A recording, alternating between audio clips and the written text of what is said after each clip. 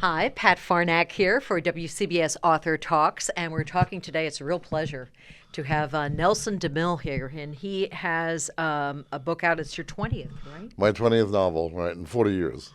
Wow, but The Cuban Affair, and he's also had movies, the General's Daughter, and so many more. How many more movies were Well, there? there were only two TV movies. One was CBS TV, that was Mayday, and that was with Aidan Quinn. And then I had TNT made a movie of Word of Honor with Don Johnson and Gene Triplehorn. So two TV movies, one feature film, waiting for another feature film. All right. I think that The Cuban Affair could be the next one, maybe. Yeah, it's really cinematic, and we're working now with a few people who have expressed interest, as they say, and but TV seems to be the way to go now. Yeah. So somebody's actually interested in making a 6-part series out of the Cuban Affair, but I kind of I'm old-fashioned. I like the big screen. I hear you. But Netflix, not bad. Wouldn't No, they've gotten so much better on TV. I mean, Yeah. even I watch TV now, Good. and they do a good job. And also, I think a lot of novelists tell me that they like the longer format rather than the 90-minute feature film. You could really do a lot more with the 6 or 8 hour segments. It really pulls Yeah, you in. yeah, it does. Pulls you in. Now, The Cuban Affair, your timing is impeccable, as they say. How long was it since you've been to Cuba, where I guess the idea first came to you? Yeah, it's been actually 2 years this month. I went to Cuba with a group. Group travel is easier. It was a Yale educational group. I'm not a Yaley, my son was, but I joined the group. And at that time, it was the beginning of the Cuban thaws when the Obama administration was opening up Cuba, and the word Cuban thaw was out there. So I kind of got interested in it. I was always interested in Cuba anyway. And so I went on the 13-day tour, I think it was. And it was not only educational; it was really enlightening and kind of stunning to see the poverty and what was going on. But it was an exciting time. So this book is set during that time of October 2015.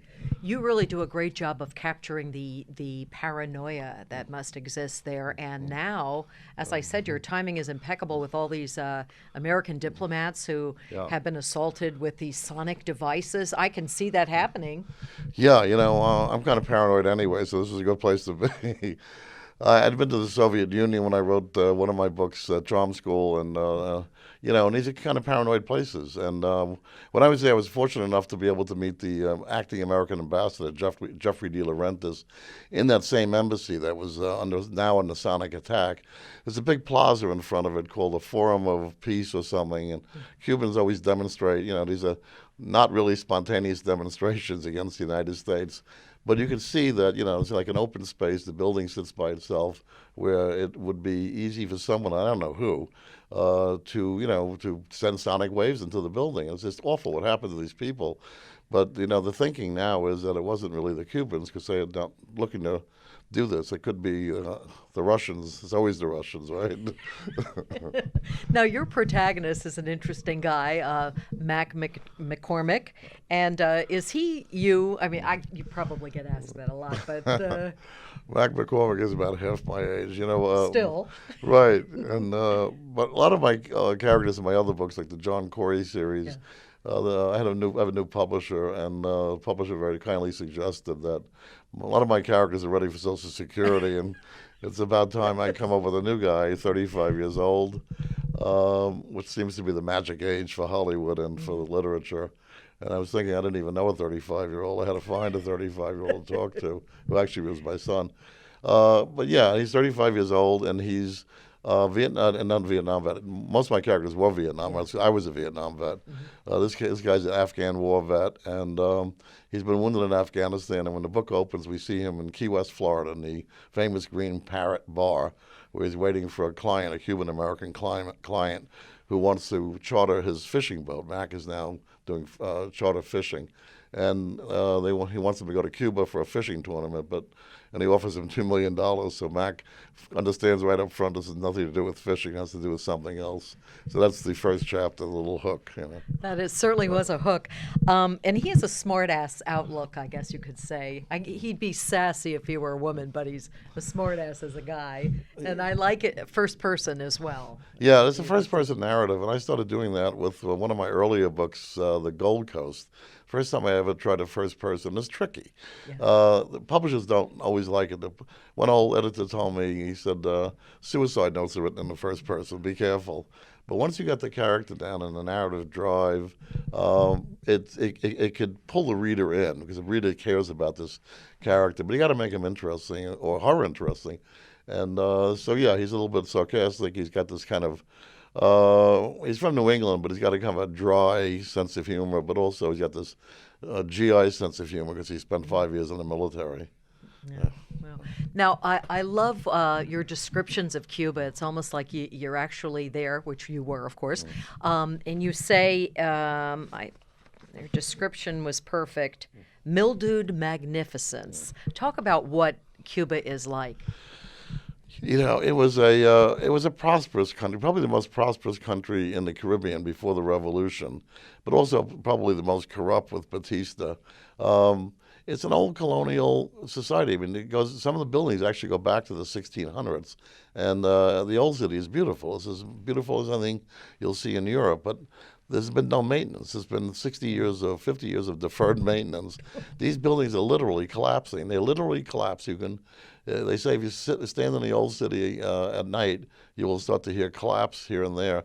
Some of the buildings had facades that had collapsed, and people were still actually living in the habitable parts of the building. It looked like I was as I was in Vietnam. I was in Hue after the Battle of Hue in 1968, and it kind of reminded me of a war zone without a shot having been fired. It's just falling apart. The poverty is grinding. I mean, these people make $20 a month. That's the official salary, and they have ration books, and even then you can't buy food even with a ration book if it's not available. I think that's what stunned me because, you know, all of us have been, you know, to Florida and the Caribbean, and we see the prosperity. And then you go to this other Caribbean island, which is politically different, and you see that that system does not work. And these people are very entrepreneurial, and we know this from, obviously, they come to South Florida and they own half of Miami. They're very clever and they're very educated. And even the ones in Cuba are very educated. The education system, I have to say, is good.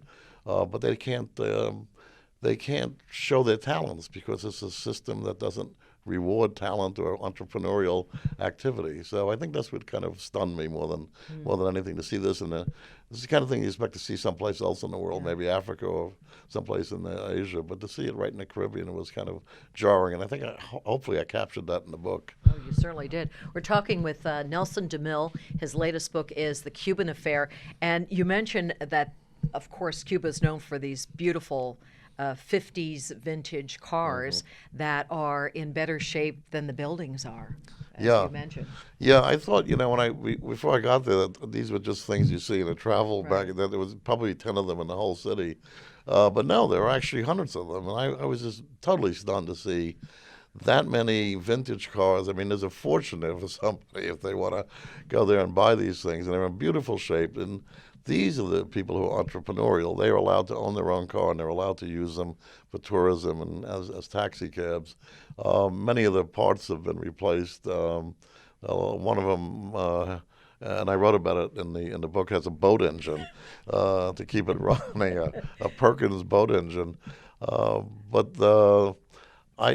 You know, again, you think you know a place because you read so much about it. Cuba's been in the news a lot, and it was then and it is now. But when you get there and you actually see the reality, it's in one way it's kind of, I guess the word is, it's jarring, because you have a sense of unreality. Like, I'm really here in this travel brochure, and I'm really riding in a '57 Pontiac convertible with a very nice Cuban driver who's showing me Havana. So it was fun. Would I recommend this to anybody? Yeah, I'd recommend that everybody go at least once. Yeah. It's a great cocktail party chatter when you come back, and bring your cigars and your rum with you.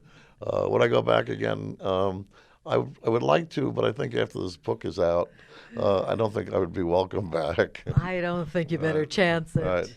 Yeah, and I know people who have, I know Cuban Americans, friends of mine, who've been barred from going because they've written, a friend of mine, name is Eduardo, he's a college professor, he's written anti-Castro and anti-regime stuff, and then he applied for a visa. So he wanted to go home. He hadn't seen his homeland in 30, 40 years.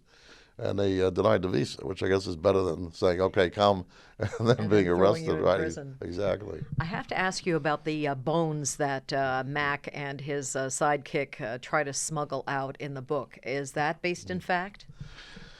Yeah, I don't know. I don't want to give away too much of All it, right. but part of the plot is American POWs from the Vietnam era. We know that the Cubans, under the Castro regime, participated in the torture of American POWs in Hanoi. There was a rumor, maybe based more on some fact, that 17 of these American POWs were taken from North Vietnam, from Hanoi, to Cuba for experiments with psychological torture and also drug-induced torture, that type of thing. And that's a persistent rumor which is going to come up again as we try to normalize relations. So although there's no hard evidence of this, the rumor is so persistent there's got to be something to it, because we know that the Cubans were involved with American interrogation in Vietnam. So, Very interesting. So what is next for you? well, next I'm thinking of sending something a little more closer to home. A lot of my books are set on Long Island, where I live, and like the Gold Coast, and I've done enough adventure travel. I've been to every place from Vietnam. I went back to Vietnam and the Soviet Union, and a lot of unpleasant places. I want to. Either my next book should be set in either Bermuda or someplace where I can do the research. So I'm doing a kind of more of I would say a kind of a murder mystery set on Long Island amongst the rich and famous. The North Shore of Long Island, the Gold Coast, and it's going to be fun. All right, well, come back and talk to us about that. Thanks, Pat. All I right, certainly thank will. you. Thank you. We've been talking with Nelson DeMille about his newest book, The Cuban Affair. Thanks for joining us again. Thank you.